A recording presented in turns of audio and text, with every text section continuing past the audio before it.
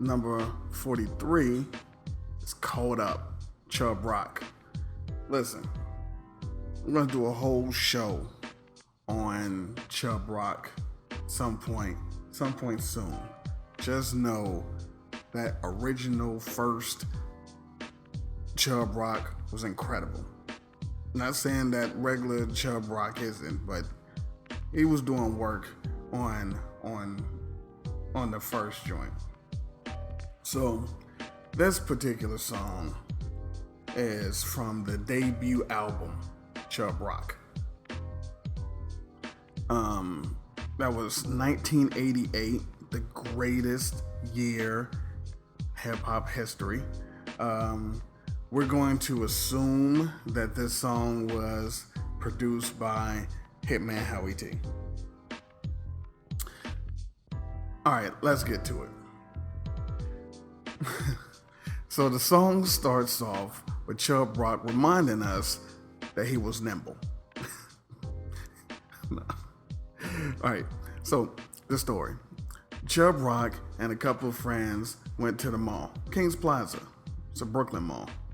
To get a few pants. This is the first time I ever heard someone say a few pants. Not pairs, a few pants. And some shirts. Chubb says he sees women in front of Macy's. One of them was very attractive, and the other resembled Mr. Furley. Mr. Furley from Three's Company. TV's Don Knotts, ladies and gentlemen. Anyway, somehow, some way, some reason, he goes and talks to both of them. Okay? So he says he kicked it to the ugly one, souped her up, called her Lipton and honey bun. Now, number one, souped her up is incredibly 80s. When you tell somebody that you're not souped, that they're souped up, or you souped them up, that's 100% 80s. Two, Lipton and honey bun.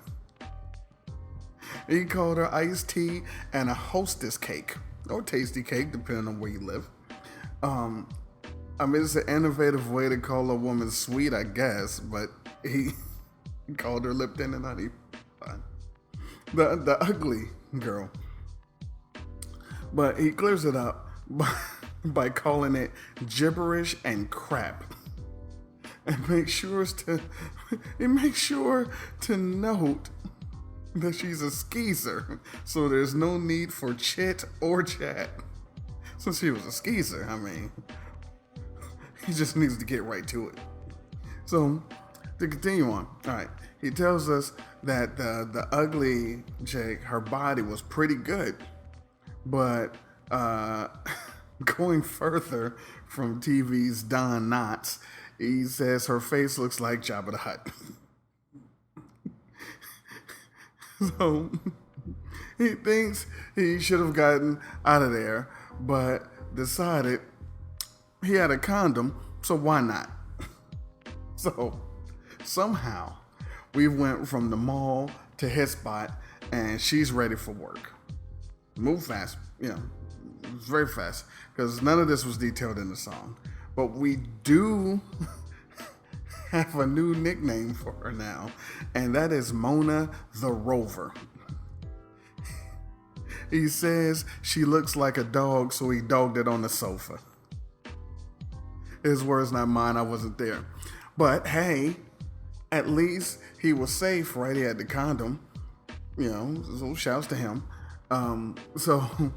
So Chubb Rock meets two girls, got the ugly one to come back to his spot, smashed it on the sofa.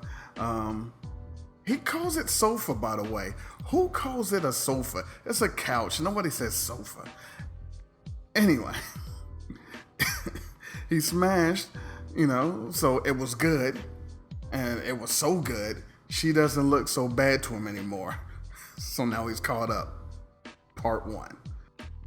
So, chorus. Well, not really a chorus, just a beat. This is 88, man. We don't need to give you no elaborate chorus, man. You just come back after the brief break. So, part two.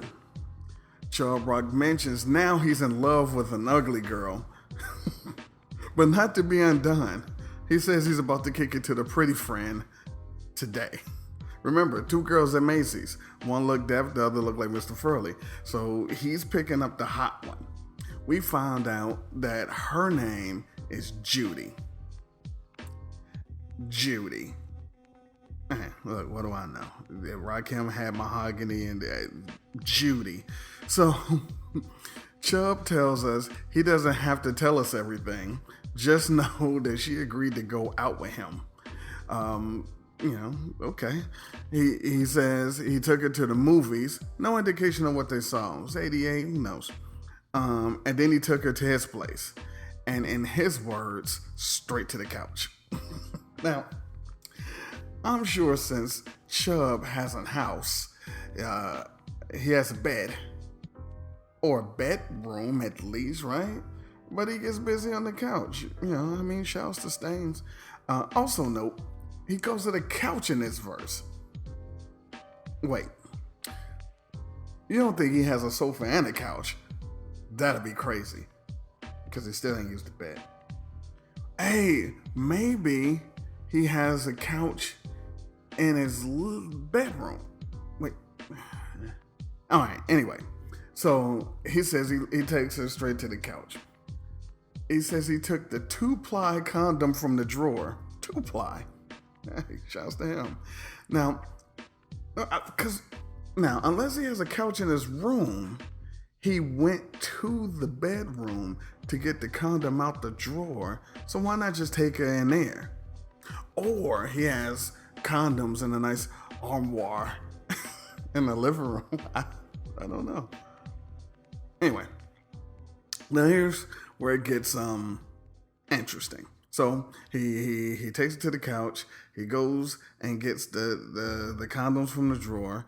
And as he begins to get busy, he says he took off her shirt and immediately thought, who farted?